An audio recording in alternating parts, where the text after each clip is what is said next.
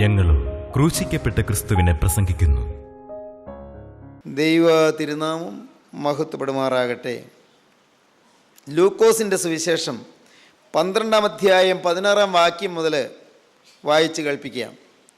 ഒരു ഉപമയും അവരോട് പറഞ്ഞത്, ധനവാനായ ഒരു മനുഷ്യൻ്റെ ഭൂമി നന്നായി വിളഞ്ഞു. അപ്പോൾ അവൻ, ഞാൻ എന്തു ചെയ്യേണ്ടു, എൻ്റെ വിളവ് കൂട്ടിവെപ്പാൻ സ്ഥലം പോരാ എന്ന് ഉള്ളിൽ വിചാരിച്ചു. പിന്നെ അവൻ പറഞ്ഞത്, ഞാനിത് ചെയ്യും, എൻ്റെ കളപ്പുരകളെ പൊളിച്ച് അധികം വലിയവ പണിത് എൻ്റെ വിളവും വസ്തുവകയും എല്ലാം അതിൽ കൂട്ടിവെക്കും. എന്നിട്ട് എന്നോട് തന്നെ, നിനക്ക് ഏറിയ ആണ്ടുകൾക്ക് മതിയായ അനവധി വസ്തുവക സ്വരൂപിച്ച് വെച്ചിരിക്കുന്നു, ആശ്വസിക്കുക, തിന്നുക, കുടിക്കുക, ആനന്ദിക്കുക എന്ന് പറയും. ദൈവമോ അവനോട്, മൂഢ, ഈ രാത്രിയിൽ നിൻ്റെ പ്രാണനെ നിന്നോട് ചോദിക്കും, പിന്നെ നീ ഒരുക്കി വെച്ചത് ആർക്കാകും എന്ന് പറഞ്ഞു. ദൈവ വിഷയമായി സമ്പന്നനാകാതെ തനിക്ക് തന്നെ നിക്ഷേപിക്കുന്നവൻ്റെ കാര്യം ഇങ്ങനെ ആകുന്നു. കർത്താവായ യേശുക്രിസ്തു പറഞ്ഞ അനേകം ഉപമകളിൽ ഒന്നാണ് ഈ ഉപമയും. ധനവാനായ ഒരു മനുഷ്യൻ്റെ കാര്യം കർത്താവ് ഉപമയായി നമ്മെ പ്രസ്താവിച്ച് കേൾപ്പിക്കുകയാണ്. ഒരു കഥയാണ്, ഒരു ഉപമയാണ്. അത് അങ്ങനെ തന്നെ നടന്നതാകണമെന്നില്ല. കർത്താവായ യേശുക്രിസ്തു പറഞ്ഞ ഈ ഉപമയിൽ വളരെ സമ്പന്നനായ ഒരു കൃഷിക്കാരനെക്കുറിച്ചാണ് പറയുന്നത്. ധനവാനായ ഒരു മനുഷ്യൻ, ധാരാളം നിലം പുരയിടങ്ങളുള്ള ഒരു മനുഷ്യൻ, ധാരാളം സ്വത്തുള്ളൊരു മനുഷ്യൻ.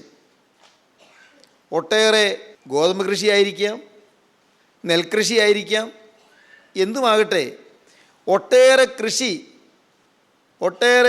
കൃഷിക്കുള്ള ഭൂമി, ഒട്ടേറെ വിളവെടുപ്പ് എല്ലാം ഉള്ള ഒരു സമ്പന്നനായ മനുഷ്യൻ. ഈ മനുഷ്യനെക്കുറിച്ചാണ് യേശുക്രിസ്തു പറയുന്നത് നാം വായിക്കുന്നത് അങ്ങനെയാണ്: ധനവാനായ ഒരു മനുഷ്യൻ്റെ ഭൂമി നന്നായി വിളഞ്ഞു. നല്ല വിളവെടുപ്പായിരുന്നു, നല്ല കൊയ്ത്തായിരുന്നു, നല്ല സമൃദ്ധമായ വിളവെടുപ്പായിരുന്നു. നല്ലൊരു കൃഷിക്കാരനായിരിക്കണം, വളരെ ഉചിതമായും യുക്തമായും ബുദ്ധിപൂർവമായും കൃഷി ചെയ്യാൻ കഴിവുള്ള ആളായിരിക്കണം. അതുകൊണ്ടായിരിക്കും അത്രയും നല്ല വിളവ് കിട്ടിയത്. ഭൂമി നന്നായി വിളഞ്ഞു, നല്ല വിളവെടുപ്പായപ്പോൾ അപ്പോഴാണ് പുതിയ പുതിയ പ്രശ്നങ്ങൾ ഉണ്ടാകുന്നത്. എന്താ ചെയ്യുക? കളത്തിൽ കൊയ്ത് കൂട്ടിയതെല്ലാം മെതിച്ചു കൂട്ടിയതെല്ലാം കൂമ്പാരമായി കൂട്ടി. ഇത് സാധാരണ പതിവ് പോലുള്ള പതിർക്കേടൊന്നുമില്ല, പതിരില്ല, നല്ല ഒന്നാന്തരം വിളവെടുപ്പ്. എവിടെ ഇത് കൂട്ടിവെക്കും? ഇപ്പോഴുള്ള പത്തായങ്ങളിൽ കൊള്ളുകയില്ല, ഇപ്പോഴുള്ള നെല്ലറകളിൽ കൊള്ളുകയില്ല, സൂക്ഷിച്ചു വയ്ക്കാൻ സാധിക്കുകയില്ല. കാരണം ഇപ്പോൾ ഉള്ളവയിൽ കൊണ്ടു കഴിഞ്ഞാൽ പിന്നെയും പിന്നെയും ധാരാളം ബാക്കിയാണ്. അവൻ രാത്രി ഉറങ്ങാൻ കിടക്കുകയാണെന്ന് നമുക്ക് ധരിക്കാം, സങ്കല്പിക്കാം. കാരണം തുടർന്ന് വായിക്കുമ്പോൾ അങ്ങനെ നമുക്ക് വിചാരിക്കത്തക്കവണ്ണമുള്ളതായ വാക്കുകളിൽ ഈ ഉപമയിൽ കർത്താവ് പറയുന്നുണ്ട്. രാത്രി ഉറങ്ങാൻ കിടക്കുന്നു, അവൻ ഉറക്കം വരുന്നില്ല. എന്താ ചെയ്യേണ്ടത്? ഞാൻ എന്ത് ചെയ്യേണ്ടു? ഇല്ല എന്നുള്ളതല്ല അവൻ്റെ പ്രശ്നം. ഇന്ന് അനേകം ആളുകൾക്ക് ഇല്ല എന്നുള്ളതാണ് പ്രശ്നം. ആഹാരമില്ല, വസ്ത്രമില്ല, നല്ല കിടപ്പാടമില്ല, ജീവിക്കാൻ മാർഗമില്ല, നല്ല തൊഴിലില്ല, നല്ല ആരോഗ്യമില്ല, കടം കൂടിക്കൂടി വരുന്നു, രോഗം വർദ്ധിച്ചു വരുന്നു, സൗഖ്യമില്ല, ജീവിതത്തിൽ പല പല പ്രതിസന്ധികൾ വരുന്നു, എതിർപ്പുകൾ വരുന്നു. പലർക്കും പല പ്രശ്നങ്ങളുണ്ട്. ഈ മനുഷ്യന് ആ പ്രശ്നങ്ങളൊന്നും ഉള്ളതായിട്ട് നാം കാണുന്നില്ല. ഞാൻ എന്തു ചെയ്യേണ്ടു? എൻ്റെ വിളവ് കൂട്ടിവെപ്പാൻ സ്ഥലം പോരാ എന്ന് ഉള്ളിൽ വിചാരിച്ചുകൊണ്ട് കിടക്കുകയാണ്. എൻ്റെ വിളവ് കൂട്ടിവെപ്പാൻ സ്ഥലം പോരാ, ഞാൻ എന്താ ചെയ്യേണ്ടത്? എൻ്റെ വിളവും വസ്തുവകയും എവിടെ കൂട്ടിവെക്കും? ഓർത്തോർത്ത് കിടന്നു. അപ്പോൾ മനസ്സിൽ ചില പ്ലാനുകൾ രൂപപ്പെട്ടു. ആ കിടക്കയിൽ കിടന്നുകൊണ്ട് തന്നെ പല പ്ലാനുകളും സ്കീമുകളും പല പദ്ധതികളും ഹൃദയത്തിൽ ആസൂത്രണം ചെയ്യുകയാണ്. ഇങ്ങനെയാണ് ചിന്തിച്ചത്: ഞാനിത് ചെയ്യും. എൻ്റെ കളപ്പുരകളെ പൊളിച്ച് അധികം വലിയവ പണിത് എൻ്റെ വിളവും വസ്തുവകയും എല്ലാം അതിൽ കൂട്ടിവെക്കും. എൻ്റെ ഇപ്പോഴത്തെ ഈ കളപ്പുരകളെല്ലാം പൊളിക്കും, ഇപ്പോഴത്തെ പത്തായങ്ങളെല്ലാം പൊളിക്കും, ഇതെല്ലാം പൊളിച്ച് മാറ്റും. അധികം വലിയവ ഞാൻ പണിയും. ഉണ്ടല്ലോ, സ്ഥലമുണ്ടല്ലോ, പണിയാനുള്ള വകയുണ്ടല്ലോ. എൻ്റെ കളപ്പുരകളെ പൊളിച്ച് അധികം വലിയവ പണിത് എൻ്റെ വിളവും വസ്തുവകയും എല്ലാം അതിൽ കൂട്ടിവെക്കും. അപ്പോൾ മനസ്സിൽ ചില രൂപരേഖകൾ തയ്യാറായി വരുന്നു, ചില പ്ലാനും സ്കെച്ചും എല്ലാം മനസ്സിൽ രൂപപ്പെട്ടു വരുന്നു. എവിടെയാണ് പണിയേണ്ടത്? എന്ത് വിസ്താരത്തിലാണ് പണിയേണ്ടത്? എങ്ങനെയെല്ലാമായിരിക്കണം അതിൻ്റെ എലിവേഷൻ, അതിൻ്റെ രൂപഭംഗി എങ്ങനെയായിരിക്കണം, അതിൻ്റെ ആകൃതി എങ്ങനെയായിരിക്കണം, അതിൻ്റെ വലിപ്പം എങ്ങനെയായിരിക്കണം, അതിൻ്റെ അളവെങ്ങനെയായിരിക്കണം, പലതും മനസ്സിൽ രൂപപ്പെട്ടു. ബുദ്ധിമാനായ മനുഷ്യനാണല്ലോ. അങ്ങനെ ചിന്തിച്ച് വന്നപ്പോൾ പെട്ടെന്ന് ഓർത്തു, ഞാനൊരു ഭാഗ്യശാലിയാണല്ലോ. എനിക്ക് എന്തൊരു ഭാഗ്യമാണ് കിട്ടിയത്. ഏറിയ ആണ്ടുകൾക്ക് മതിയായ അനവധി വസ്തുവക സ്വരൂപിച്ച് വച്ചിരിക്കുന്നു. അനേകം വർഷങ്ങളിലേക്ക് വേണ്ടി ഞാൻ സമ്പാദിച്ചു വച്ചിരിക്കുന്നു. എത്ര വർഷത്തേക്ക്? പെട്ടെന്നങ്ങ് തീരുകയില്ല. ഒന്നല്ല രണ്ടല്ല, അനേകം വർഷങ്ങൾക്ക്, ഏറിയ ആണ്ടുകൾക്ക് മതിയായ അനവധി വസ്തുവക. ഫോർ മെനി ഇയേഴ്സ് എന്നാണ് പറയുന്നത്. ഇംഗ്ലീഷ് ബൈബിൾ വായിക്കുമ്പോൾ അങ്ങനെ കാണും. ഫോർ മെനി ഇയേഴ്സ്, അനേകം വർഷങ്ങൾക്ക് വേണ്ടി എനിക്ക് സമ്പാദിക്കാൻ കഴിഞ്ഞല്ലോ. സന്തോഷം, ഉള്ളങ്ങ് സന്തോഷം കൊണ്ടങ്ങ് നിറയുകയാണ്. ആഹ്ലാദം ഹൃദയത്തിൽ അലതല്ലുകയാണ്. എനിക്ക് പേടിക്കാനില്ല. ധാരാളം മഴ പെയ്ത് കൃഷിപ്പഴ വന്നാലും എനിക്ക് പേടിക്കാനില്ല. ഒട്ടും മഴയില്ലാതെ വറുതി വന്ന് ഉണക്ക് വന്ന് അങ്ങനെ കൃഷിപ്പഴ വന്നാലും എനിക്ക് പേടിക്കാനില്ല. ചാഴിക്കേട് വന്ന് കൃഷി മുഴുവനും അതിരായി പോയാലും എനിക്ക് പേടിക്കാനില്ല. കാരണം എനിക്ക് ഏറിയ ആണ്ടുകൾക്ക് മതിയായ അനവധി വസ്തുവക ഞാൻ സ്വരൂപിച്ച് വച്ചിരിക്കുന്നു. എനിക്ക് ആശ്വസിക്കാമല്ലോ, തിന്നാമല്ലോ, കുടിക്കാമല്ലോ, ആനന്ദിക്കാമല്ലോ. അവൻ പറയുകയാണ്, ഞാനിത് ചെയ്യും. എൻ്റെ കളപ്പുരകളെ പൊളിച്ച് അധികം വലിയവ പണിത് എൻ്റെ വിളവും വസ്തുവകയും എല്ലാം അതിൽ കൂട്ടിവയ്ക്കും. എന്നിട്ട് എന്നോട് തന്നെ, നിനക്ക് ഏറിയ ആണ്ടുകൾക്ക് മതിയായ അനവധി വസ്തുവക സ്വരൂപിച്ച് വെച്ചിരിക്കുന്നു, ആശ്വസിക്കുക, തിന്നുക, കുടിക്കുക, ആനന്ദിക്കുക എന്ന് പറയും. ഇങ്ങനെ ചിന്തിച്ച് ചിന്തിച്ച് കുറേ നേരം മനസ്സങ്ങനെ ആനന്ദിച്ച് കിടക്കുകയാണ്. എപ്പോഴോ പയ്യൊന്ന് മയങ്ങി, എപ്പോഴോ ഒന്ന് ഉറങ്ങി. വലിയ ഉറക്കമല്ല, പക്ഷേ പെട്ടെന്ന് ഞെട്ടി ഉണർന്നു. ഏതാണ്ടൊരു പ്രയാസം നെഞ്ചിലൊന്ന് പയ്യെ തടവി. എന്താ, ഏതാണ്ട് കല്ല് പോലെ വലിയൊരു വെയിറ്റ്, ഏതോ ഒരു ഹെവിനെസ്, ഒരു ചുമടിരിക്കുന്നത് പോലെ, ഏതാണ്ട് വലിയൊരു ചുമട് കയറ്റി വെച്ചിരിക്കുന്നത് പോലെ, വലിയൊരു ഭാരം. ഇല്ലല്ലോ, തപ്പി നോക്കി, ഇല്ല, വേറൊന്നും ഇല്ലല്ലോ. ഇപ്പോൾ നെഞ്ചിൽ വേറൊന്നും ഇല്ലല്ലോ, കുഴപ്പമില്ല. പക്ഷേ ഒന്ന് എണീക്കാൻ നോക്കി, എണീക്കാൻ സാധിക്കുന്നില്ല, വേദനിക്കുന്നു. അങ്ങ് നെഞ്ച് ചങ്ക് പറിച്ച് കീറുന്നത് പോലത്തെ വേദന, ശ്വാസം കിട്ടുന്നില്ലാത്തതുപോലെ, ശ്വാസം ലഭിക്കുന്നില്ല, ശ്വാസോച്ഛ്വാസം ചെയ്യാൻ സാധിക്കുന്നില്ല. എന്താണിത്? നല്ലതുപോലെ വിയർക്കുന്നല്ലോ, കഠിനമായി വിയർക്കുന്നല്ലോ, ശബ്ദം പുറത്ത് വരുന്നില്ല. ആരെങ്കിലും വിളിക്കാം, പറ്റുന്നില്ല, ശബ്ദം പുറത്ത് വരുന്നില്ല. ഇപ്പോൾ വിളവിൻ്റെ കാര്യം ചിന്തയില്ല, വസ്തുവകയുടെ കാര്യം ചിന്തയില്ല, കളപ്പുരകളുടെ കാര്യം ചിന്തയില്ല, പുതിയ കളപ്പുര പണിയുന്നതിനെക്കുറിച്ചുള്ള ചിന്തയില്ല, പത്തായങ്ങൾ പോരാ എന്നുള്ള ചിന്തയില്ല, ഏറിയ ആണ്ടുകൾക്ക് മതിയായ അനവധി വസ്തുവക സ്വരൂപിച്ച് വെച്ചിരിക്കുന്നുള്ളതായ വിചാരമില്ല. ഇപ്പോൾ അതൊന്നുമല്ല ചിന്ത. എന്താണ് എനിക്ക് എന്താണിത്? എഴുന്നേറ്റ് നോക്കി, ഇരിക്കാൻ വയ്യ. ചാരി ഇരുന്ന് നോക്കി, ഇരിക്കാൻ വയ്യ. വീണ്ടും കിടന്നു നോക്കി, വയ്യ. നടക്കാമോ? നടക്കാൻ ഒട്ടും സാധ്യമല്ല. വിഷമിച്ചു. വിയർപ്പ് കൂടിക്കൂടി വരുന്നു, വേദന വർദ്ധിച്ചു വരുന്നു. തല ചുറ്റുന്നുണ്ടോ? എന്താണ് എനിക്ക് പറ്റിയത്? ഇതെന്താണ്? വലിയൊരു സംഭ്രമം, ഏതാണ്ടെല്ലാമുള്ളൊരു വലിയ പരിഭ്രാന്തി. അപ്പോൾ കേൾക്കാം ഒരു ശബ്ദം, മൂഢ. ഇതാരായി വിളിക്കുന്നത്? മൂഢ, ഈ രാത്രിയിൽ നിന്റെ പ്രാണനെ നിന്നോട് ചോദിക്കും. മൂഢ, ഈ രാത്രിയിൽ നിന്റെ പ്രാണനെ നിന്നോട് ചോദിക്കും. ചോദിച്ചാലെന്നല്ല, ചോദിക്കും. മരിക്കാൻ പോവുകയാണ്, മനസ്സിലായി? തീരാൻ പോവുകയാണ്. മൂഢ, ഈ രാത്രിയിൽ നിന്റെ പ്രാണനെ നിന്നോട് ചോദിക്കും. പിന്നെ നീ ഒരുക്കി വെച്ചത് ആർക്കാകും? നീ സ്വരൂപിച്ച് വെച്ചത് ആർക്കാകും? ആർക്കാണ് വരാനിരിക്കുന്നത്? ആർക്കാണ് കിട്ടാൻ പോകുന്നത്? മൂഢ, ഈ രാത്രിയിൽ നിന്റെ പ്രാണനെ നിന്നോട് ചോദിക്കും. പിന്നെ നീ ഒരുക്കി വെച്ചത് ആർക്കാകും? അധികം നേരം കഴിഞ്ഞില്ല. ആരെങ്കിലും അടുത്ത് വന്നോ? നമുക്ക് അറിഞ്ഞുകൂടാ. എന്താണ് സംഭവിച്ചത്? ആ പ്രാണൻ ശരീരത്തിൽ നിന്ന് പറന്നകുന്നു. ശരീരത്തിൽ നിന്ന് പ്രാണൻ വിട്ടുപോയി. സഹോദരങ്ങളെ, മരണം എപ്പോഴെന്ന് ആർക്കും അറിഞ്ഞുകൂടാ. മരണം എങ്ങനെയെന്ന് ആർക്കും അറിഞ്ഞുകൂടാ. മനുഷ്യജീവിതം എത്ര ക്ഷണികമാണെന്ന് പലപ്പോഴും നാം ഓർക്കാറില്ല. എന്തുണ്ട് ഈ ലോക ജീവിതം? നമുക്ക് ഇനി വഴക്കടിക്കാൻ നേരമുണ്ടോ? നമുക്ക് പിണങ്ങിയിരിക്കാൻ നേരമുണ്ടോ? നമുക്ക് ഭിന്നിച്ചിരിക്കാൻ പറ്റുമോ? പ്രിയപ്പെട്ടവരെ, വീട്ടിൽ കലഹം ഉണ്ടാക്കാൻ പറ്റുമോ? പാവം ഭാര്യയെ ഉപദ്രവിക്കാൻ പറ്റുമോ? ആ സാധുവിനെ തല്ലിച്ചതയ്ക്കാൻ പറ്റുമോ?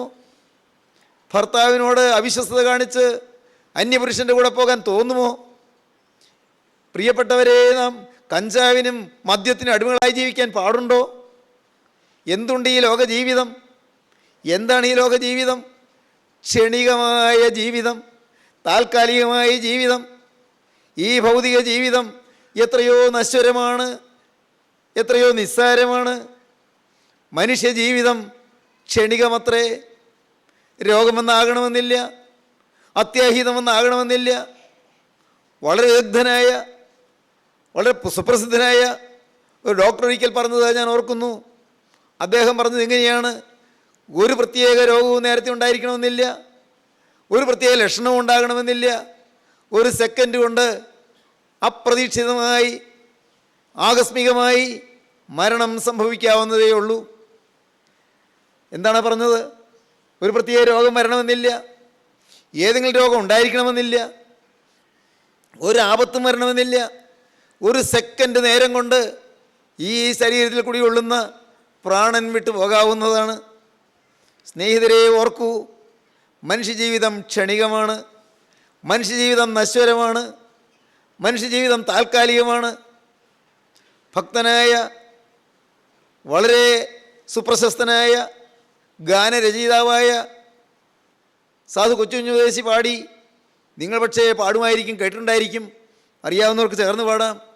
ആരു സഹായിക്കും, ലോകം തുണയ്ക്കുമോ, ജീവൻ പോയിടുമ്പോൾ ആശ്രയമാരുള്ളൂ.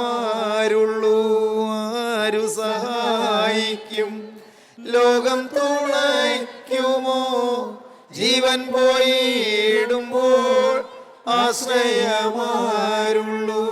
സ്നേഹിതന്മാർ വന്നാൽ ചേർന്നരികിൽ നിൽക്കും, ഖേദം പൂണ്ടെല്ലാരും കണ്ണുനീർ തൂകിടും. സ്നേഹിതന്മാർ വന്നാൽ ചേർന്നരികിൽ നിൽക്കും, ഖേദം പൂണ്ടെല്ലാരും കണ്ണുനീർ തൂകിടും.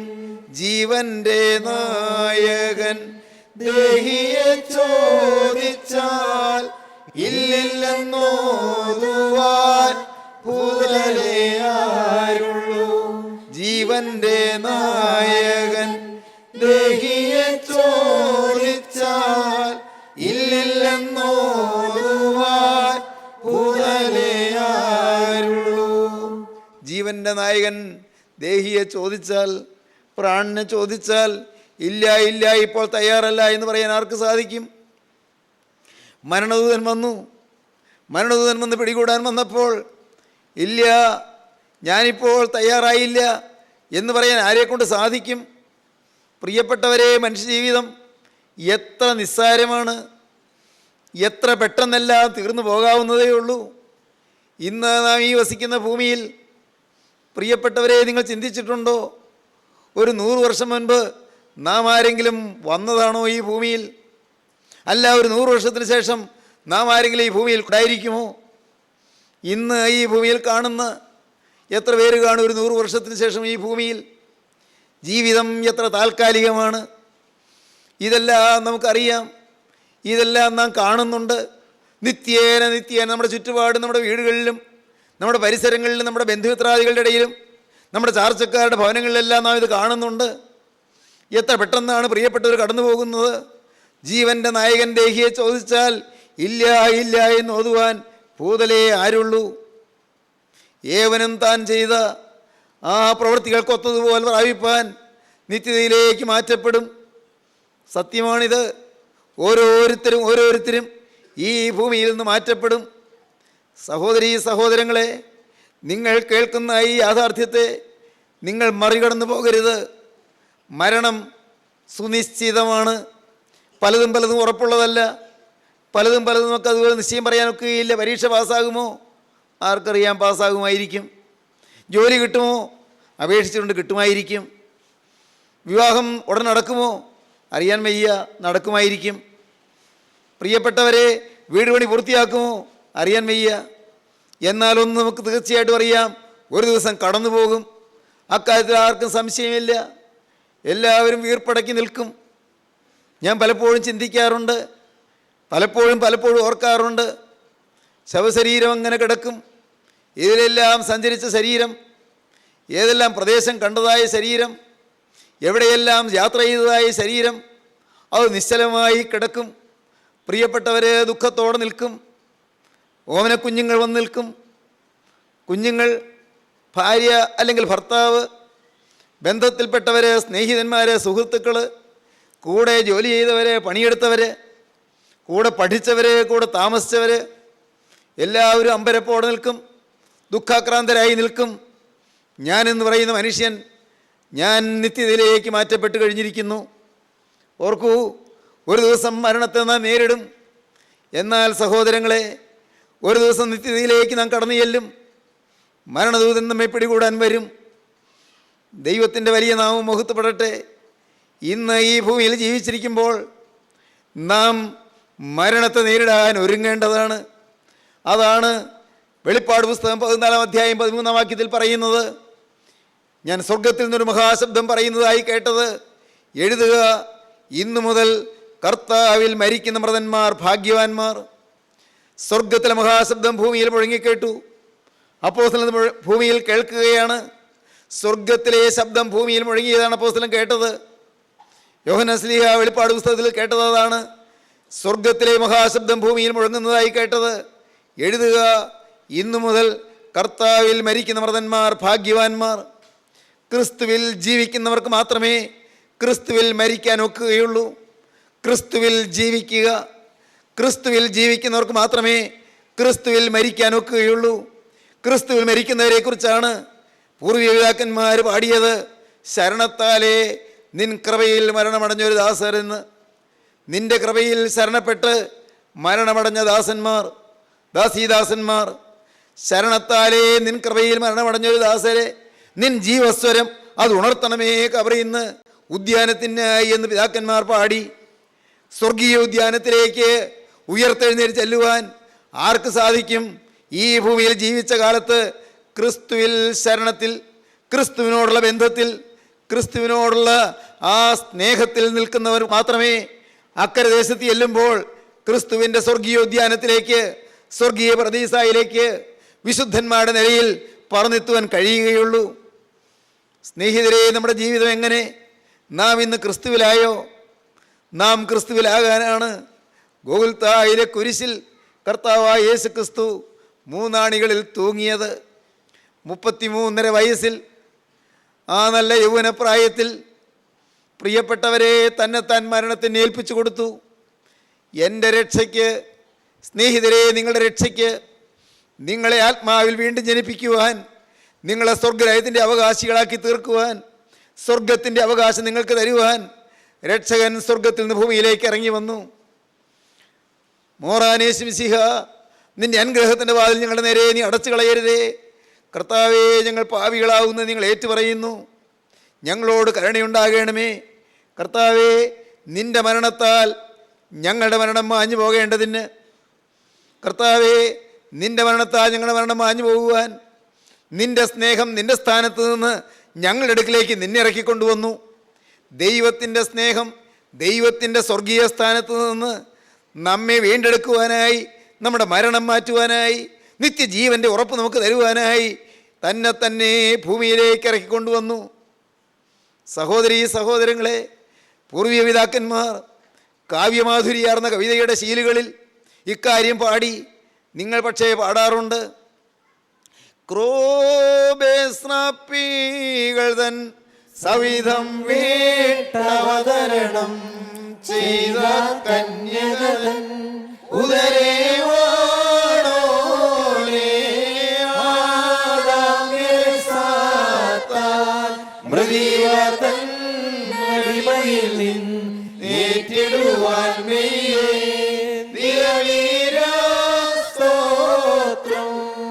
ആദാമ്യ മനുഷ്യരെ സാത്താൻ്റെയും മരണത്തിൻ്റെയും അടിമത്തത്തിൽ നിന്ന് ഉദ്ധരിപ്പാനായി മെയ്യേന്തിയ ശരീരമെടുത്ത വീരനാം ദൈവമേ, നിനക്ക് സ്തോത്രം. സ്നേഹിതരെ, ക്രിസ്തു നമ്മുടെ ഹൃദയത്തിലേക്ക് വരണമെങ്കിൽ ഇന്ന് ഹൃദയത്തിലുള്ളതെല്ലാം നമ്മുടെ ഹൃദയത്തിൽ നിന്ന് മാറ്റണം. പാപം മാറണം, അഴുക്ക് മാറണം, ദുശ്ശീലം മാറണം, ദുസ്വഭാവം മാറണം, കോപം മാറണം, വൈരാഗ്യം മാറണം, വിദ്വേഷം മാറണം. പ്രിയപ്പെട്ടവരെ, മദ്യപാനാസക്തി മാറണം, അഴുക്ക് ജീവിതം മാറണം, മ്ലേച്ഛമായ ചിന്താഗതികൾ മാറണം, അസഭ്യ സംഭാഷണം മാറണം, അശ്ലീല ജീവിതം മാറണം, ജീവിതം ശോഭായമാനമായി തീരണം. പ്രിയപ്പെട്ടവരെ, ഈ മഹാഭാഗ്യം നിങ്ങൾക്ക് വേണമോ? വേണമെങ്കിൽ ഇപ്പോൾ ക്രിസ്തു നിങ്ങളുടെ അരികത്ത് വന്നിട്ടുണ്ട്. ഇപ്പോൾ നിങ്ങൾ ഓരോരുത്തരിയ്ക്കുന്നിടത്ത് യേശു ക്രിസ്തു നിങ്ങളുടെ സമീപത്ത് കൂടെ നടക്കുന്നുണ്ട്. മകളെ വിശ്വസിക്കൂ, പ്രിയ മകനെ നീ വിശ്വസിക്കൂ, ദൈവത്തിലെ നീ വിശ്വസിക്കൂ. ക്രിസ്തു ഉയർത്തെഴുന്നേറ്റ് ജീവിക്കുന്നത് നിന്നെ തേടി വരാനാണ്. ക്രിസ്തു ഉയർത്തെഴുന്നേറ്റ് ജീവിക്കുന്നത് നിൻ്റെ ഹൃദയത്തിൽ വസിപ്പാനാണ്. ക്രിസ്തു ഉയർത്തെഴുന്നേറ്റ് ജീവിക്കുന്നത് നിൻ്റെ ആത്മീയ മരണം മാറ്റാനാണ്, നിന്നെ സ്വർഗരാജ്യത്തിൻ്റെ അവകാശിയാക്കി തീർക്കാനാണ്. വിശ്വസിക്കൂ ദൈവവൈതലേ, ഇപ്പോൾ നിൻ്റെ അരികത്ത് വന്ന് കെഞ്ചി നിൽക്കുന്ന രക്ഷകനെ നീ ഹൃദയത്തിലേക്ക് സ്വീകരിക്കൂ. നാഥ, ഇന്നു മുതൽ ഞാൻ ഒരു പുതിയ സൃഷ്ടിയായി ജീവിക്കും. യേശുനാഥ, ഇന്നു മുതൽ ഞാൻ ഒരു പുതിയ മനുഷ്യനായി ജീവിക്കും. കർത്താവേ, ഏത് സമയത്തും എൻ്റെ കർത്താവേ ഈ ഭൂമിയിൽ നിന്ന് മാറ്റപ്പെടുവാൻ ഞാൻ ഒരുങ്ങിയിരിക്കും. ഇന്നു മുതൽ യേശുവുള്ളവനായി യേശുവുള്ളവളായി ഞാൻ ജീവിക്കും. നിങ്ങൾ തീരുമാനിക്കൂ. നമുക്ക് സമർപ്പിക്കാം, നമുക്ക് പ്രാർത്ഥിക്കാം. കാരുണ്യവാനായ ഞങ്ങളുടെ സ്വർഗീയ പിതാവേ, ഈ നല്ല സമയത്തിനായി ഞങ്ങൾ നിന്നെ സ്തുതിക്കുന്നു. കർത്താവേ, മരണം ജീവിതത്തിൽ ഏത് സമയത്ത് വരുമെന്ന് നിശ്ചയമില്ലാത്തതിനാൽ ഇപ്പോൾ ഒരുങ്ങിയിരിപ്പീനെന്ന് അവിടുത്തെ ആത്മാവ് ഞങ്ങളെ പ്രബോധിപ്പിച്ചതിനാൽ ഞങ്ങൾ നിന്നെ സ്തുതിക്കുന്നു, ഞങ്ങൾ നിന്നെ സ്തോത്രം ചെയ്യുന്നു. കരുണയുള്ള കർത്താവേ, ഈ താൽക്കാലിക ജീവിതം മായയാണെന്ന് എണ്ണിക്കൊണ്ട് നിലനിൽക്കുന്ന ഉത്തമ സമ്പത്ത് ഇവിടെ വെച്ച് പ്രാപിപ്പാൻ ആർജിപ്പാൻ ഞങ്ങൾക്ക് ഭാഗ്യം തരണമേ. എല്ലാവരെയും അനുഗ്രഹിക്കണമേ. നിത്യജീവന്റെ അവകാശത്തിലേക്ക് കടന്നു വരാൻ എല്ലാവർക്കും ഭാഗ്യം നൽകണമേ. എല്ലാ നന്മകളാലും നിറയ്ക്കണമേ. യേശുക്രിസ്തുവിന്റെ പരിശുദ്ധമായ നാമത്തിൽ തന്നെ